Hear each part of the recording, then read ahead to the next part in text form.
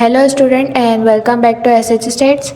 We have just completed the entire chapter 4 and now we are moving into something that many of you have been waiting for, AIOU Business Statistics 1430 assignment solution. This video is part 1 of assignment number 1 and in this video we will solve question 1 and question 2 completely step by step in full detail exactly the way you should write them in your assignment. And this is the cover page of the assignment. You should write like this.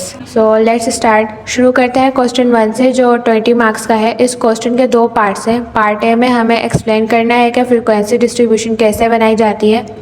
Part B में हमें related frequency distribution की characteristics को explain करना है. दोनों parts का detail answer देखते हैं. Part A, formation of frequency distribution. सबसे पहले डेफिनेशन लिखते हैं. फ्रीक्वेंसी डिस्ट्रीब्यूशन क्या है? एक स्टैटिस्टिकल टेबल है जो रो अनग्रुप डेटा को क्लासेस या इंटरवल्स में ऑर्गेनाइज करती है और दिखाती है कि हर क्लास में कितनी ऑब्जर्वेशंस है, यानी फ्रीक्वेंसी. सिंपल वर्ड्स में अगर हमारे पास बहुत सारा स्कैटर्ड डेटा है, फ्रीक्वेंसी डिस्ट्रीब्यूशन उस डेटा को एक क्लियर, समराइज्ड और इरीडेबल फॉर्म में कन्वर्ट करती है. फ्रीक्वेंसी डिस्ट्रीब्यूशन बनाने के 6 इंपॉर्टेंट स्टेप्स हैं. इन्हें क्लियरली लिखना और एक्सप्लेन करना है असाइनमेंट में. Step 1, find the range. पहला स्टेप है रेंज निकालना. रेंज बताता है कि डेटा कितना स्प्रेड आउट है. फॉर्मूला सिंपल है, largest value minus smallest value. अगर रेंज बड़ी हो डेटा वाइड स्प्रेड है, अगर छोटी हो वैल्यूज एक दूसरे के करीब हैं. Step 2, decide number of classes. अब डिसाइड करते हैं कि कितनी क्लासेस बनानी है. क्लासेस की तादाद यूजुअली 5 से 20 के दरमियान होती हैं. अगर बहुत कम क्लासेस हों इंपॉर्टेंट डिटेल खो जाती है, बहुत ज़्यादा हो तो टेबल कॉम्प्लिकेटेड हो जाता है. इसके लिए हम यूज़ करते हैं स्ट्रेजिस फार्मूला, जहाँ n टोटल ऑब्जर्वेशन है. एक और कोई एस्टिमेट है k = √n. Step 3, determine class with. Class with her interval की साइज होती है. फॉर्मूला है range divided by number of classes. Result हमेशा ऊपर की तरफ राउंड करते हैं नियरेस्ट कन्वीनियंट नंबर तक और सारी क्लासेस की विथ इक्वल होनी चाहिए. Step 4, set class limits. हर क्लास का एक लोअर क्लास लिमिट होता है और एक अपर क्लास लिमिट होता है. पहली क्लास मिनिमम वैल्यू से थोड़ा नीचे से शुरू होती है. क्लासेस मैनुअली एक्सक्लूसिव होनी चाहिए, मतलब ओवरलैप ना हो, और एग्जॉस्टिव मतलब हर वैल्यू कवर हो. क्लास मिड पॉइंट निकालने का फॉर्मूला है lower limit plus upper limit divided by 2. Step 5, tally the data. Raw data में से एक एक वैल्यू लेकर सही क्लास में टैली मार्क लगाते हैं. हर वैल्यू के लिए एक लाइन बनाते हैं. 5वीं वैल्यू पर क्रॉस करते हैं जो काउंटिंग आसान बनाता है. सब टैली मार्क्स काउंट करके फ्रीक्वेंसी मिलती है हमें. Step 6, complete the table. आखिरी स्टेप पे हर क्लास की फाइनल फ्रीक्वेंसी लिखते हैं और वेरीफाई करते हैं सब फ्रीक्वेंसीज का सम n के बराबर होना चाहिए, यानी summation f = n. Cumulative frequency, relative frequency और क्लास मिड पॉइंट्स के एडिशनल कॉलम्स भी ऐड कर सकते हैं. ये थे 6 स्टेप. अब part B, characteristics of relative frequency distribution. पहले डेफिनेशन. रिलेटिव फ्रीक्वेंसी डिस्ट्रीब्यूशन एक मॉडिफाइड फ्रीक्वेंसी डिस्ट्रीब्यूशन है जो हर क्लास की फ्रीक्वेंसी को प्रोपोर्शन या परसेंटेज के रूप में एक्सप्रेस करती है टोटल ऑब्जर्वेशंस के मुताबिक. यह नहीं दिखाती कि कितनी वैल्यूज एक क्लास में हैं, बल्कि दिखाती है कि टोटल डेटा का कितना फ्रैक्शन या परसेंट वहाँ है. फॉर्मूला है relative frequency divided by n, या परसेंटेज के लिए मल्टीप्लाई बाय 100. अब 6 मेन कैरेक्टरिस्टिक्स देखते हैं. Characteristic 1, values always between 0 and 1. Relative frequency एक प्रोपोर्शन है, इसीलिए ये कभी नेगेटिव नहीं हो सकती और कभी 1 से ज़्यादा नहीं हो सकती. रेंज आपके सामने है. Characteristic 2, sum of all relative frequencies is equal 1. जब हम सारी क्लासेस की रिलेटिव फ्रीक्वेंसीज जमा करें टोटल हमेशा एक्जैक्टली 1 या 100% होता है. क्योंकि हर ऑब्जर्वेशन सिर्फ एक क्लास में बिलोंग करती है, mathematically summation f divided by n is 1 = 1. Characteristic 3, allows comparison between different data sets. यह सबसे इंपॉर्टेंट कैरेक्टरिस्टिक है क्योंकि रिलेटिव फ्रीक्वेंसीज प्रोपोर्शंस है. हम डिफरेंट साइजेस के डेटा सेट को फेयरली कंपेयर कर सकते हैं. एग्जाम्पल, अगर एक शहर में 500 रेसिडेंट्स हैं और दूसरे में 5000, रो फ्रीक्वेंसी सीधा कंपेयर नहीं हो सकती, लेकिन रिलेटिव फ्रीक्वेंसी से कंपैरिजन फेयर और मीनिंगफुल होती है. Characteristic 4, independent of sample size. चाहे n50 हो, n500 हो या n5000, सिमिलर डिस्ट्रीब्यूशन की रिलेटिव फ्रीक्वेंसीज अप्रॉक्सीमेटली सेम होती हैं. यह रिलेटिव फ्रीक्वेंसी डिस्ट्रीब्यूशन को एक स्टैंडर्डाइज्ड टूल बनाता है, चाहे कितनी भी ऑब्जर्वेशंस कलेक्ट की गई हों. Characteristic 5 forms the basis of probability. Relative frequencies empirical probabilities represent करती है, यानी एक्चुअल ऑब्जर्व डेटा से निकाली गई प्रोबेबिलिटीज़, थ्योरी से नहीं।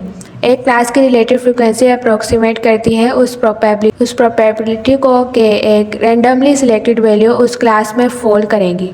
यह प्रोबेबिलिटी थ्योरी और इन्फरेंशियल स्टैटिस्टिक्स की फाउंडेशन है। Characteristic 6 useful for graphical representation. Relative frequency distributions को ग्राफ्स में प्लॉट किया जा सकता है, जैसे relative frequency histograms, frequency polygons, ogives और पाई चार्ट। यह विजुअल्स डेटा की शेप, स्प्रेड और कंसंट्रेशन एक नज़र में दिखाते हैं। Question 1 complete. क्वेश्चन 2 जो अभी 20 मार्क्स का है, ये एक प्रैक्टिकल क्वेश्चन है। ट्रांसमिशन ABC कंपनी के सर्विस टिकट्स का डेटा दिया गया है, 50 स्टोर्स का लास्ट मंथ का डेटा, रो और अनऑर्गेनाइज्ड फॉर्म में। N50 है। हमें करना है पार्ट ए, डेटा को डेटा अरे और फ्रिक्वेंसी डिस्ट्रीब्यूशन में अरेंज करना है।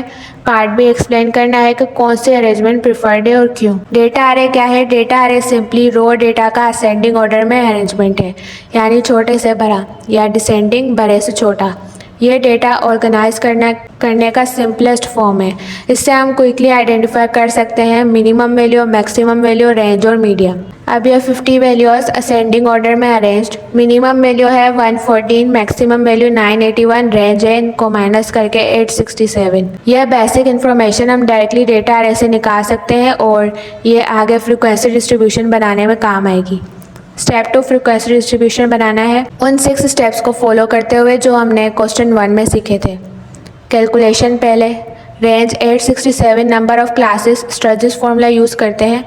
फार्मूला में सारी वैल्यूज़ को पुट करेंगे, लॉग निकालेंगे और फिर क्लासेस हैं 7, क्लास विथ 130, राउंड ऑफ किया 123.9 को तो 130 है। स्टार्टिंग पॉइंट 100 है, just below minimum value of 114। अब टेबल देखते हैं। 7 क्लासेस हैं 100 से 1009 तक। हर क्लास की frequency, mid point, relative frequency, percentage और कम्युलेटिव फ्रिक्वेंसी दिया गया है। नोटिस करें 750 से 879 क्लास में सबसे ज़्यादा फ्रिक्वेंसी है 11, मतलब इस रेंज में सबसे ज़्यादा स्टोर्स ने टिकट सबमिट की। 620 से 749 क्लास में भी हाई फ्रिक्वेंसी है 10।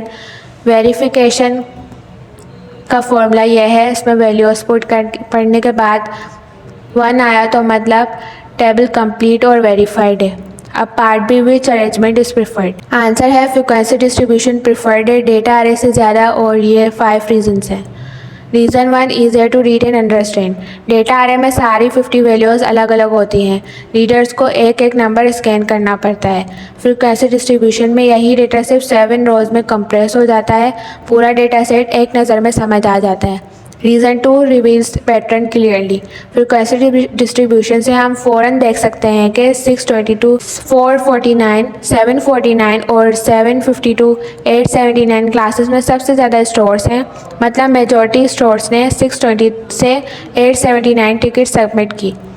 यह पैटर्न रो डेटा अरे में बिल्कुल विजिबल नहीं होता।